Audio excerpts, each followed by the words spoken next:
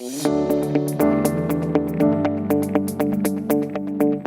name's Harry Fielder. I'm the chair of the Hotel Marketing Association. And if you've joined us on one of our webinars before, it's been amazing to partner up with some amazing people, amazing companies over the last 6 months, where we've hosted a series, lots of really interesting webinars. And today is no exception. And I'm really excited to introduce Jerome Wise, who's the Vice President of Enterprise Clients across the UK and Ireland region for Amadeus. And you know, they have unparalleled amounts of insight and information across their very large network of hospitality and travel businesses. And I'm really excited today to gain a really interesting 2024 and beyond outlook on the sector across a number of different statistics. So without further ado, I'm going to... Oh, actually, there was one other thing that I did want to say.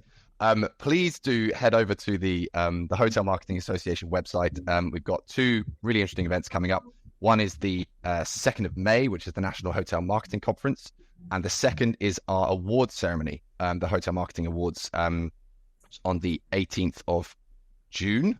I will confirm that and put it in the chat. Otherwise, I'll be in a lot of trouble if I've got the date wrong. But please do have a look at the Hotel Marketing Association website. If you're not part of the community already, please do register. It's, you know, we try and put out as much interesting, engaging content and have events. We had an amazing event at Hart Shoreditch, all around maximizing the value of video. So please do engage in the community, and we can all grow together in hotel marketing. But without further delay, I'm going to hand over to Jerome, who's going to take us through this exciting session. Thanks very much, Harry. Thank you for inviting us. It's a pleasure to be here. So as Harry said, I'm going to talk through some data insights for the next 6 months or so, and then the second half of the session, we're going to look at some travel trends that we're seeing again in the next sort of 18 months, 24 months, and then looking further ahead from some very detailed research that we've conducted on what the travelers will be expecting in the 2030s. So that might seem a long way away, but it's 5.5 years away. So there's some insights there that will hopefully help you prepare for the traveler of the future and what they're looking for. If you have any questions, I think you can just drop those into the chat, and we'll leave some time at the end for Q&A. So I'm very happy to take any questions. Yep, there should be a Q&A part. So the chat is there if you just want to comment or anything. There is a Q&A part which you should be able to click. If you can't click it, please do say in the chat, and I should be able to enable it. And then we'll gather those up, and we'll run through those at the end. Thank you. All right. Okay. So what's the data showing us? As Harry kindly said, we do sit on a huge amount of business intelligence data. So many of you, I think, will be customers and users of either our Demand 360, our Agency 360, or our Revenue Strategy 360 data tools. And the data that we're sharing with you here is coming from a collection of those business intelligence tools. So Demand 360 is a product where we take information, or we take data from your hotel's PMS 365 days in the future and 4 years historical, to understand business on the books. So just looking at a European overview, occupancy trends, and this data was pulled on the 1st of March. So looking at occupancy for 2024 versus the 23, 22, and 21, the previous 3 years, you'll see that whilst March might be a percentage point or so softer than last year, the rest of the months are currently looking stronger than previous years, or as good or stronger. So that gives confidence, I think, for overall for Europe, that what we thought maybe was a blip in pent-up demand in 21 and it seems to continue in 22 and continue in 23, looks like it's continuing through 24. So very good news, I think, for the industry that we're seeing that trend continue, certainly through the first half first half of this year.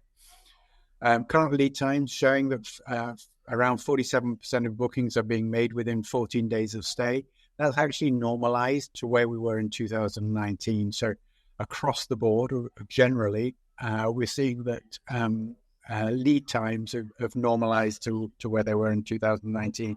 We had some crazy times through 2020, 2021, where we were seeing 60, 70% of bookings coming within 3 days, which if you're a revenue manager, I imagine was a nightmare to manage. But thankfully, we seem to be back to a more predictable pattern.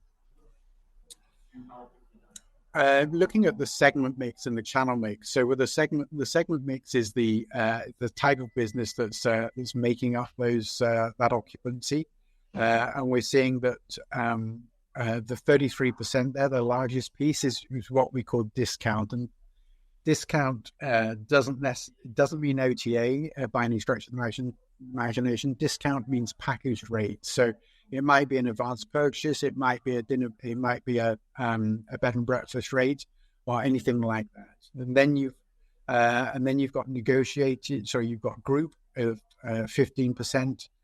You've got negotiated at 15%, which has grown over the previous year or so. Qualified and retail is 24%. Retail makes up a good portion of that. So retail is your transient rack or bar rate.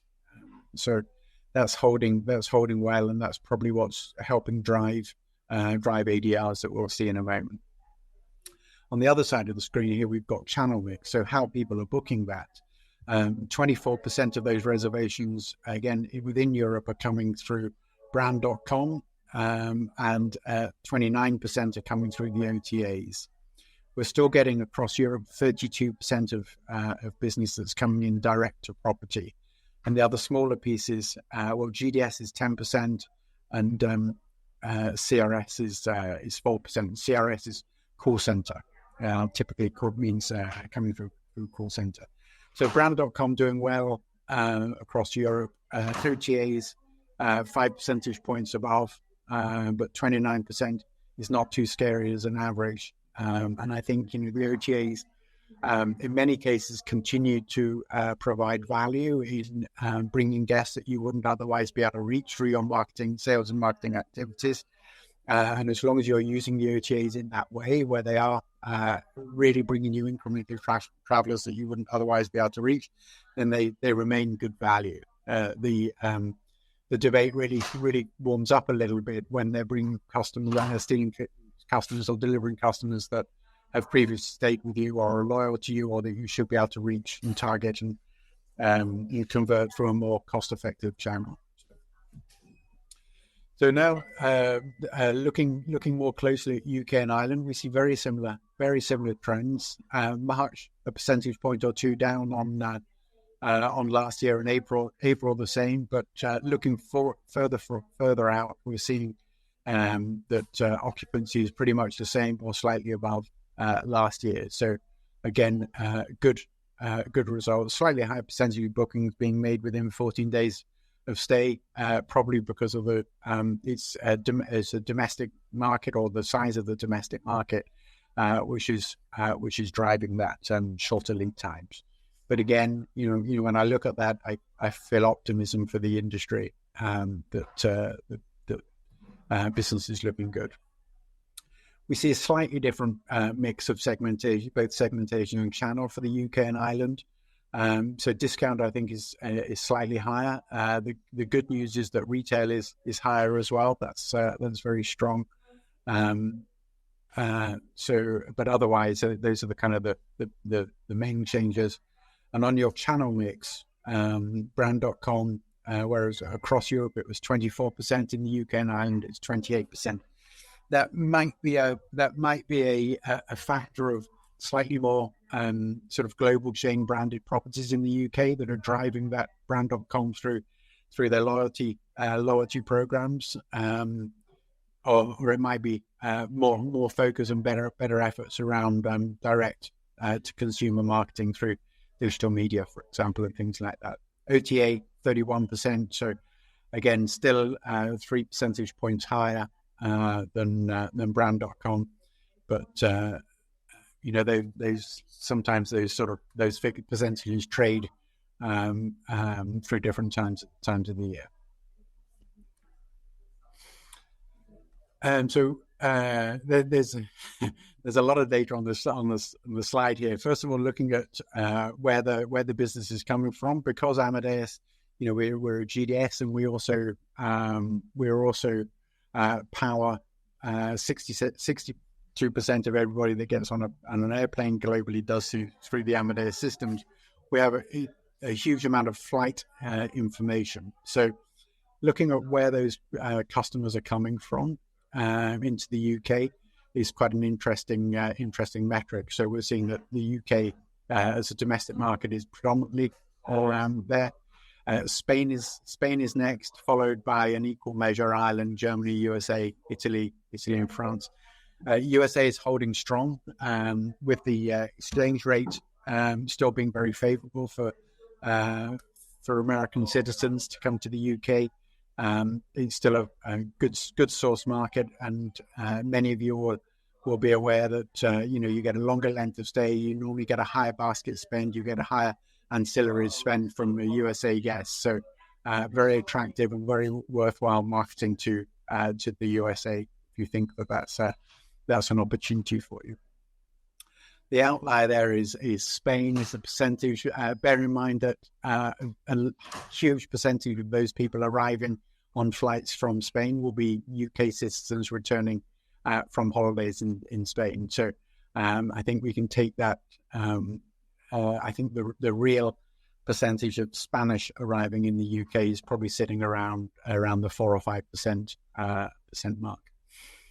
I think what's interesting is looking at hotel occupancy by major city. You'll see that it's not all about London by any stretch of the imagination. London's sitting at 46%, and there's many markets around that are the same or better than that. So it's great that you've got the likes of Liverpool and Manchester and Edinburgh, Leeds, etc., Aberdeen, that are driving higher percentages of occupancy, and that should help to drive or maintain ADR and rate for you as well. Talking of ADR and rate, here we are. So, these blips are exceptions that we thought we were experiencing a couple of years ago have actually turned into to be sort of sustainable pricing, which is great news for any of you that are sitting there looking at a budget a few months ago or a target to reach in 2024 would have been fairly scary, I imagine. But what we're seeing is that ADR is sitting at or above, again, the rates that we saw last year. So some key takeaways on that sort of whistle stop of data for the next 6 months or five or 6 months.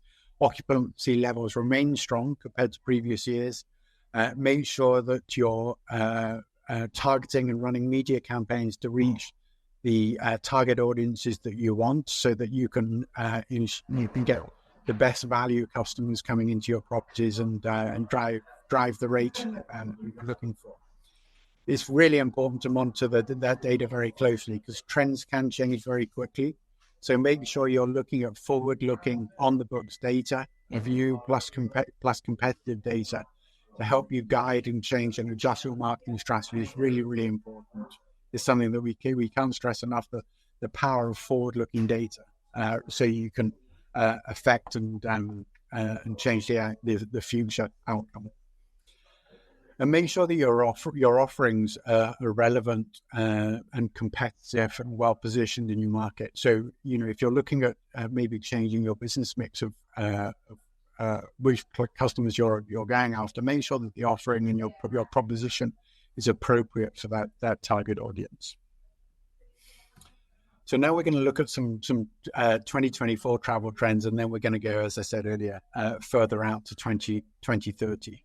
So some of the trends that we're seeing are really, really quite interesting. I think last year, really, we started seeing a real sort of trend around music tourism. I think sports tourism has been ever present for a long time. Any of you that are in cities such as Manchester and Liverpool, big sort of football cities or rugby cities, will be very aware of the effect of having a home game weekend and away game weekend, and what that does to hotel prices. But we can call it the Swiftie effect, if you like. But the effect of Taylor Swift announcing her tour dates has been well documented in not only in the trade press but also in the broadsheets and in general media as well. And it's made a huge impact. Coldplay are doing dates around Eastern Europe this year, and prices in places like Ljubljana and Budapest, etc., for the nights and the shoulder nights when they're playing have sort of doubled and more some in some cases of when they're not. So, there's a huge amount of tourism that happens around music events. So people are not, I want to go to London. Let's see when there's a band that I want to see playing in town as well, and let's build a short break or an event around that. So that's something that I'd urge all of you to look at and understand in your home city or in your market. Who's playing, when are they playing? Is that going to be a driver or an indicator that you can push rate a little bit more? Here's some slides here that are showing the Taylor Swift effect on the top of what's happening to the rates and the and how they're moving when she's playing in certain cities, but also Liam Gallagher festivals. There's through the summer period. One thing that is great about the UK for a few months of it each year is the number of events that are happening every weekend, and how you can tap into those to make sure that you're maximising the opportunities around what's happening. It's not just music events. Obviously, we know about the Olympics in Paris this year. This is nearly every city gets this wrong, where they push the rates up far too high for things like the Olympics, things like our World Cup, Rugby World Cup, Football World Cups, etc. And then they end up having to drop rates at the last minute. I don't know what Paris has done this year, but you can see that rates are going up pretty significantly. I'm actually hearing more anecdotally of quite a bit of upside for London and the southeast, where people are sort of staying in the UK and taking the train across to go to the Olympics as well. So there might be some upside for the UK around Paris with a 2-hour or 2.5-hour train journey. It's not insurmountable to do that in a day trip.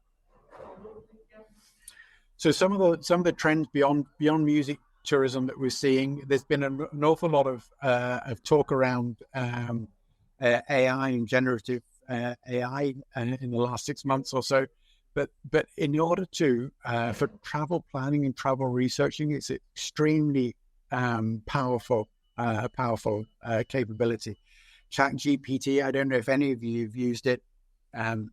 Last year I was planning. I didn't do it, but I was planning or looking at the options of going to Namibia for 10 days, and ChatGPT gave me an itinerary within 30 seconds. It probably would have taken me 2 or 3 days to put together myself. So when you look at businesses that are pulling that in, and I know Expedia are starting to do that with their virtual assistant, that's going to make the facilitation of travel and the ease of travel and the choices that we have and the visibility as to what we can do when we get to certain areas really, really powerful and very, very it's going to reduce a lot of friction, I think, and a lot of angst around that. I mean, I'm sure I'm not the only one that's jumping from site to site to site to look at different options. And if you can get all of that in one place, and that's going to be a very seamless way of planning holidays or travel. Influencer moving now from just holiday inspiration or destination inspiration, they're now becoming facilitators of bookings, which is really interesting. So instead of just being advocates of a destination, they're now enabling a booking process. So they're looking at booking channels and helping people to book through certain channels rather than others. They're also designing and hosting their own group trips in some cases. And there's some e-commerce marketplaces out there that are now allowing influencers to share booking links directly on their channels as well. So from a inspirational perspective, they're now moving into a transactional perspective. So I'm sure their business model around doing that is changing somewhat, but it's interesting how they're able to influence not only the choices people make, but also the booking channels that people are making as well. So that's something that we're watching very closely. We've got a trend here where it's business like so or the unbundling of traditional products. We're seeing gather pace. So Emirates started this when they launched a sort of a light business class ticket where you don't get lounge access. You don't get all of the bells and whistles, but you get some of them. So they're trying to understand what are the elements of their whole overall offering that people really value and which ones don't they value, and can they strip those away for certain people. And I'm sure you've all seen that there's a number of other airlines that are offering a lighter version of business class, or they're offering a lighter version of economy, premium economy, etc. And we're starting to see that as well in hotels, where people are looking at composite rooms. They're looking at as part of an overall stay, what can be bundled, what can be unbundled, what can be an add-on, what can be ancillary. So those are sorts of things that typically start within the airline industry and then filter down to hotels. So watch this space and they start thinking about, if you've got executive lounge access or things like that, how can you leverage that better? How can you maybe use that as an upsell for people that is not traditionally targeted at, for example. We're seeing slightly scary. We're seeing electric skyways. This has been talked about for a long time. It's been in lots of futuristic movies and things like that. But it's actually starting to come. There's a company that's looking to provide us a fleet of electronic vehicles, for the want of a better word, for the Paris Olympics. Is an electric air taxi network. These sorts of things are coming. There's a number of companies that are looking at short haul, regional kind of electric powered planes. If you think about the Scottish Highlands and connecting those communities, there's it seems like the first instance of these electric planes is for that sort of short hop kind of destinations or routes. But those are certainly coming. I don't think we're as far away from that as we imagine. I think there was the first transatlantic flight that ran completely on SAF fuel, happened in October last year. It was Virgin Atlantic. So typically airlines are running maybe 25% of their fuel on SAF at the moment, or 10%. There's a drive to increase that. There's all sorts of production issues and regulation issues to get through, but that's something that undoubtedly going to come. But the idea of electric skyways is kind of interesting. When anyone on the webinar here, if you've got an electric car, you'll know how cumbersome and difficult and stressful that can be sometimes to get a refill. Let's hope that these sort of things get resolved. So beyond 2024, just moving ahead, what do we see in the future of the industry? And we conducted some really in-depth research. We got over 10,000 feedback from travelers in 15 different countries, and we conducted 22 in-depth expert interviews. And we've come up with 4 different categories of traveler that we expect to see in 10 years' time, in 2033. I can't go through this in full detail, but there's a lovely QR code at the end of my presentation that you'll be able to scan and download the report in full. But essentially, we categorize the travel of 2033 into four groups. We've got the travel tech fluencers, we've got the excited experientialists, the pioneering pathfinders, and the memory makers. So what does all that mean? It sounds lovely, but what does all that mean? Well, what's exciting travelers about 2023 is that and this is what they all believe, and there's some contradictions in here. So depending on the 10,000 people that we spoke to, won't all be of the same mindset, but the traveling will be quicker. They'll be able to remember trips in more vivid ways, meaning it will be easier to collate those experiences and share those experiences and revisit those experiences going forward due to technology. The chance to travel in more environmentally friendly ways is undoubtedly going to be there. Technology could reduce on-trip problems, so reduce friction around travel, and let's all hope that's true. And different payment methods will make trips maybe more affordable or more realistic. So if you think about stage payments and things like that, it seems like that's a trend that people are looking forward to.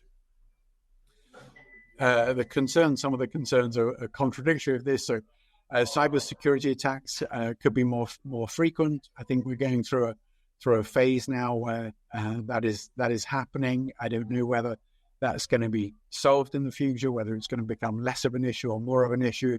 We have to watch that space. There's concerns around data storage and security. Some people are concerned that due to the environmental drive of travel, then that will make travel more unaffordable. And political instability will mean it's not possible to travel to some destinations. And I think we're seeing that very clearly right now, where some destinations are off limits. I think if I got this correctly, the flight London to Shanghai used to take 10 hours. It now takes 12 and a half hours because there's no fly zones that have to be taken into consideration. So some of those things are disruptive. And environmentally conscious trips will become more expensive. So those are some of the concerns that people are seeing. The technologies that are of most interest in travel, payment via cryptocurrency. Well, let's see. I think certainly a more frictionless payment is something that the technology will enable, and whether that will necessitate having to take a wallet out, having to take a card out, or whether that will all be done through biometric facial recognition, whether we can overcome the currency conversions and the conversion fees and some of those things. I'm pretty sure that the banking and payment technology will address a number of those issues. People are excited about using their data to curate and create more relevant trips. So the power of data, and I'm sure many people on the webinar here today will be looking at how they can get better and better and more and more relevant and tailored and insightful first-party data on your guests that are coming in, so that you can offer them more personalized and a more personalized experience. The expectation of the traveler is definitely going to go in that way. So we have to make sure that we kind of match that expectation. Biometric data will allow quicker access through passport control. I think that's a given. Amadeus is actually working on a lot of biometrics with a lot of airports. We work with about 130 airports globally. We're currently working with Changi Airport in Singapore, and they want to become passport free by 2030 is their goal. So no one needs to take out their passport by 2030. And there'll be apps with everything needed to plan. So the idea of a super app or a super travel app, or that there will be this one-stop shop where you can plan, do everything within one technology environment, is something that people are looking for and excited about. So what can you do? 2033 for many of us seems quite a long way away. So really start thinking about this is not going to happen overnight. From 2032 to 2033, it's a journey. So make sure that you're thinking about what is a traveler going to need in the next 10 years, and how do you iteratively get there? So look to engage with your guests on social media and create those experiences with them. Help them share memories, collect and use data. I talked about that already. The power of that first-party data and the quality of that data is really, really key. It's not about quantity around data. It's about the quality of the data. Far better to have 50,000 high-quality data points than 500,000 low-quality people that you've got from a list somehow, or you've built through other means. So really, it's all about understanding what your guest needs and being able to anticipate that and match their expectations. And investing in technology, do you need to start thinking about online check-in, checking kiosks in property? Look at the pain points that people have within your property and see how technology can help you to resolve those, how you can use technology to reduce workload and work effort within your organization and improve your operating costs and things like that. So those are things that are really, really important, and clients will expect. It still surprises me when you check in, you try and check in at 12 o'clock or 1 o'clock and to get told your room's not ready. Hotels should be knowing when you're arriving. They should be anticipating that, and they should be preparing for that. If you think about the first experience of someone staying in a hotel is to be told to sit and wait in the corner and would they like a drink, is not a great first experience. So then you're in recovery mode from that very, very, very point on it. So things like that I think if the industry put their heads around it, could really be solved pretty quickly. So focus on payments, make sure that you've got all the payment options there, whether that's Apple Pay, that's Google Pay, that's Klarna, or any of the other stage payment processing. All of that can be done. It is possible. Looking at biometrics to make sure your app, if you have one, is enabling easy login process and not duplicating processes. That if people are checking it online or in advance, that feeds through into the PMS, and you don't have to ask for that information again. And look at sustainability and talk about what you do around sustainability, so that people are aware of what you're doing and why you're doing it, and it's purposeful and it's meaningful, and it's not just gesturing, but really, really think about that. Because I know that the younger generation that are going to be your most important guests in 5 or 10 years' time, it's really, really important to the vast majority of them. So here's the beloved QR code. So if you want to scan that code, and then you can download the full report. I'd urge you to do so, because there's a lot more insights than I could give you in the sort of 5 or 10 minutes that we're talking. So that's the end of my slides. So I'm very happy to take any questions and answers. Harry, I don't know if any have come in because I can't see. So yes, we do. Thank you so much, Jerome. That was incredibly insightful. So the first question we have is from Shahana, and she says, I really like the idea of Lux Light, and as a non-drinker, the all-inclusive packages at resorts aren't kind of value for money compared to those who drink alcohol. Hotels and resorts should follow the airline model and unbundle this to make it attractive to other customer segments. What do you think of that? No, I couldn't agree more. There are some resorts, I know, certainly in the Maldives, that are doing they do room only, they do room and breakfast, they do room and breakfast and dinner. They do what they call all-inclusive and all-inclusive premium. And I think all-inclusive includes maybe beer, but no other alcoholic drinks, and all-inclusive premium includes everything. So I think some of them are sort of thinking around that, but certainly not enough. Certainly not enough. And I know there's a growing cohort of travelers that are not drinkers. So that I think that becomes more and more relevant. So it's a great point. Interesting. Yes. So I also had one which was kind of stemming from the ChatGPT Expedia piece that you were speaking about earlier.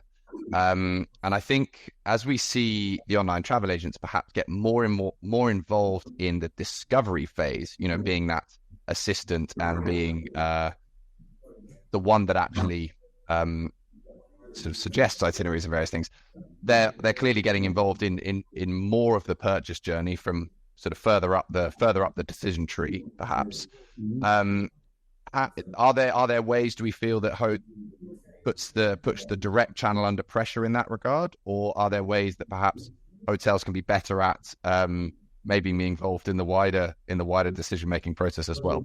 We see that as a threat to the direct channel, perhaps because they're going so far up the awareness and decision piece. Yeah, well, I think that fueled by the commission payments that every hotel is paying the OTAs, they have a huge war chest to be able to invest in this. So it is a constant threat. It's a constant threat, and that's where I think hotels have to invest in where they can market directly, where they think they can make a difference. Not every hotel could or definitely should build an app and try and control the whole travel experience for someone. But and I think I referenced earlier where if an OTA is reaching out to a client that you couldn't otherwise reach, that's good value.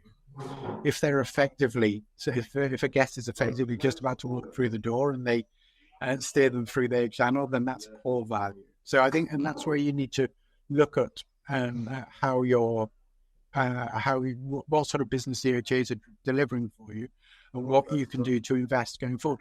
The issue that I have this conversation with hotel customers almost on a weekly basis is that the OTA commissions are seen as a cost of sale, and they sit in a different sort of cost center than a hotel's marketing budget, which is a proactive investment to drive direct. And that's the push and pull that I always see within hotels, is that the commission payments are just paid as a matter of fact because that's just understanding that's the cost of business. But there should be a lot more questioning around that. As to why are we paying those fees? Are these people really incremental guests, or are they really first-time guests? And what are we doing to move those people from being a first-time guest delivered by an OTA to then a loyal customer of ours and someone that we could repeat market to? And if you have a good, robust plan around that and a process around that, then I think you've got the opportunity to take more control. Fantastic.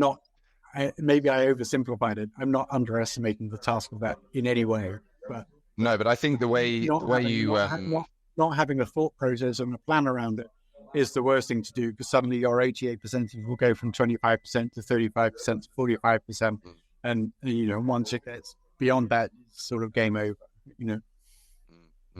I think with the take home there is that if they're a guest that you were completely unable to reach, then it's good value. If you were potentially able to reach them, then it's bad value. I think that's correct. That probably sat at the core of that message, I think, which was interesting. Yeah. The next point we have from Natalia, she says, "Thank you for a very insightful presentation. Have you researched any insights and forecasts for specifically Asian travelers traveling to the Europe and UK and Ireland, especially after COVID? Are there any interesting trends there?" I don't have any to hand. I know that we're seeing an uptick in Asian travelers coming into Europe, including the UK. I think that we're seeing UK sitting behind, if I call it the Schengen region, because if Asian travelers are coming to Europe, they generally do multi-destination trips. And if they have to get a Schengen visa and then have to get a UK visa as well, quite often that's a step too far. And they might say, okay, we'll do Madrid, Paris, and Rome this year, and maybe we'll look at UK next year. So I think because of that sort of visa complication, we're seeing the UK lagging a little bit behind. But that's more anecdotal insights that I've got rather than any hard and fast data. I'll ask and see if we've got anything, and if so, I'll share it with you, Harry, and maybe you can distribute it onto the audience. Perfect. Certainly, yes. We will certainly be sharing a recording of this, and obviously people will be having the able to use the white paper as well that you kindly shared on the QR code. So next question is as a new travel agency, what might be a best approach to forging direct relationships with hotels and resorts in order to secure better rates than just being forced to go through bed banks? I don't know if that's in the wheelhouse, but yes, it's a little bit outside of my my area. I have been a travel agent back in the day, and I think that if you're starting to put proper volume into certain hotels, then I think you can certainly have a direct conversation with them and try and negotiate preferential rates or preferred rates. They'll normally want and people on the line will be far more expert at this than I, but they'll normally want a sort of a minimum guarantee a number of widgets you can deliver in a year. But certainly if you're putting certain volume, or you think you've got the potential to put certain volume or direct certain volume into individual properties, then I would call out and try and speak to the corporate sales manager or the corporate sales director and have a direct conversation with them. Tapping into your past life as a travel agent, that's very useful. Wonderful. And I had another question I wanted to chip in with. I think with regard to this huge focus on the first party data piece, where and sort of coming from an industry that is very fragmented from a technology perspective, so many different, in a hotel, there's so many different systems across the board. Do you feel that there's going to be a consolidation of hotel tech solutions under sort of fewer but more comprehensive platforms, as opposed to still relying on this incredibly fragmented stack, which covers lots of different areas, lots of different sort of microprocesses, but ultimately host their data in all sorts of weird and wonderful places? I think there has to be. To me, it's always inevitable. With GDPR coming in, where people's databases, a lot of clients' databases shrunk by maybe 90% because they realized they hadn't got those databases in GDPR compliant ways. I think, and if you really want to use that data to market differently and to and engage differently with your guests, it always has to become more consolidated into fewer platforms.